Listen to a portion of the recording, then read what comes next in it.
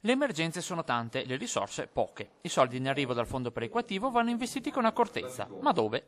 Per i consiglieri regionali bellunesi la risposta è una: Veneto Strade. Si potranno così garantire le manutenzioni, oggi a rischio a causa dei problemi della società e dei pesanti tagli regionali, e gli stipendi ai lavoratori. In provincia la mannaia è stata pesante, taglio del 70%, con appena 4 milioni e mezzo trasferiti nelle casse di Palazzo Piloni. La tragica siccità di questo inverno è stata paradossalmente un bene per le strade bellunesi. Con queste cifre sarebbe stato impossibile garantire la pulizia e lo sgombero neve su tutte le principali vie di comunicazione della provincia. Aiutare l'azienda per salvare il bellunese, quindi.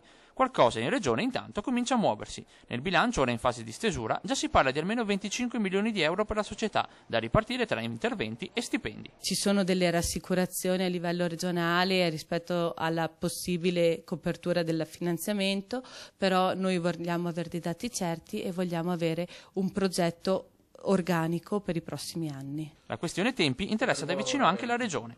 È il capogruppo regionale del PDL Dario Bond a chiedere certezza su cifre e tempistica per poter lavorare sul bilancio con più sicurezza. Il fondo perequativo potrebbe servire a mettere in sicurezza la gestione della mobilità provinciale per i prossimi anni. I 14 milioni che potrebbero presto arrivare sono una prima parziale risposta ai tagli lineari decisi da Stato e Regione.